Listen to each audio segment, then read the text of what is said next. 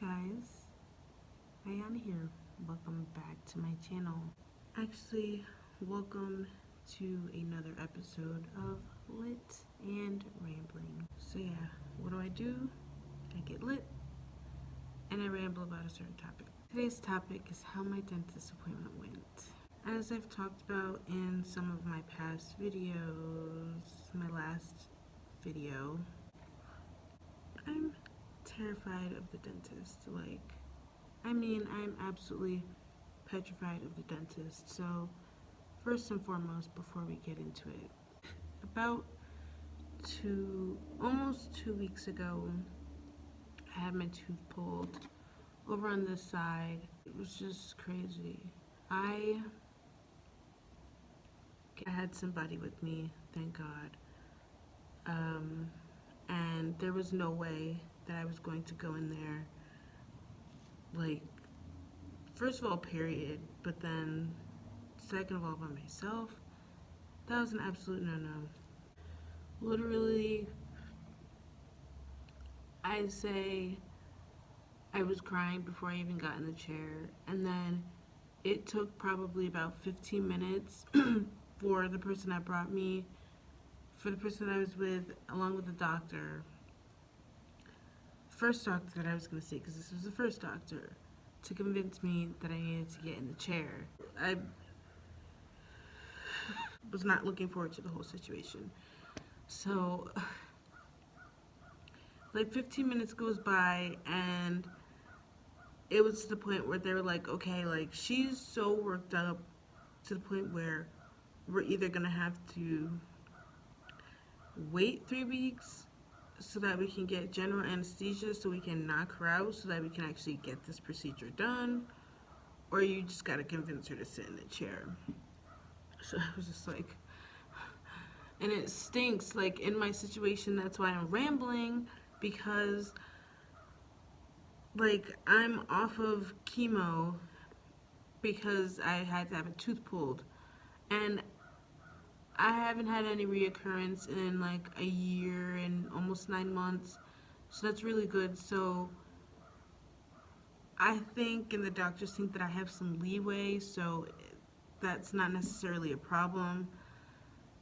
But I know that I had to get the tooth taken out now because they really don't want me to have to be off of it another 3 weeks just so that I can get it, just so that I can get knocked out, just so they can take the tooth out instead of just getting the tooth out today and getting it over with.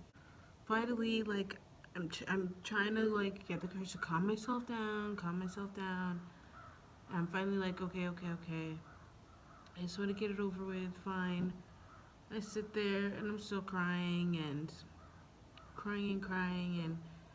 I have another doctor come in, and this is the doctor that's actually going to perform the extraction. And really long story short, the doctor, he was, honestly, I don't know if I could have gotten through that procedure without that doctor. Before he started, that doctor had me extremely calm, and I had at one point mentioned that I was a cancer survivor, and he started telling me about his brother and how his brother is an 18-year survivor of cancer, and it immediately started to calm me down, just the fact that he was being so personable with me. And doctors, medical professionals need to understand this, that it is literally sometimes all it takes to calm a patient like me down is just being a little bit personable and talking in a calm voice. And he was able to start, he numbed me up, not enough, because I definitely felt stuff at one point. So I just raised my hand. He kept me really, really calm. I was screaming and crying the whole time. Not screaming, but I was crying the whole time while he was working on my mouth. And I screamed out at one point just because I could feel him trying to wiggle my tooth, and that freaked me out. But he reassured me that you're gonna feel stuff, it's no pain. And I was able to come, and I'm telling you, like, my clothes, I could feel like I was sweating so hard. I was drenched in sweat. I was drenched. So the doctor is doing his thing. Yeah, he actually at one point shows us the tooth, and he was telling me that at one point he actually had to like saw the tooth in half because the roots were just like so spread out. Oh, it was just all some nasty stuff I didn't want to hear about. And yeah, he finished up and he packed it and gave me some freaking ibuprofen and sent me on my way. And I was very thankful for him being as nice as he was. But that didn't change the experience. Um, I would say that having a tooth extracted while being fully awake and only numbed was a completely traumatic experience in my case. If I ever have to go through that again, there's no way that I'm gonna be awake for that. I can't do that again. I cannot. The part that really sucks is that before the doctor says to be home, he tells me about dry socket. And dry socket is when is when your blood pretty much doesn't, when a clot doesn't form in the hole like it's supposed to. And I'll put what it's called down here. I ended up developing it 2 days after because I was in a lot of pain. It just did not feel right. Like I expected pain, but not like that. So yeah, I came back in 2 days later, and he tells me I have dry socket. So I'm like, oh great.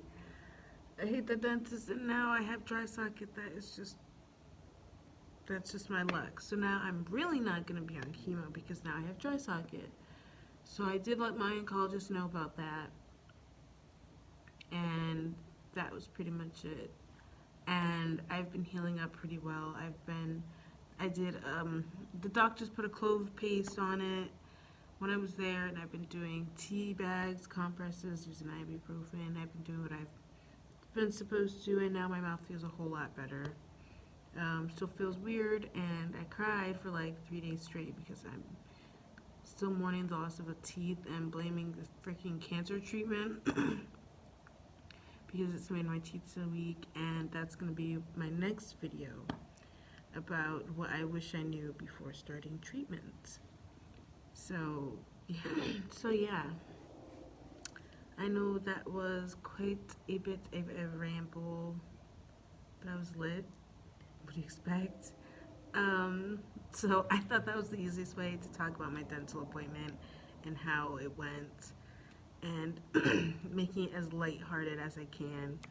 So yeah, that was the end of that. Thank you guys so much for watching, and I'll see you in my next video. Bye.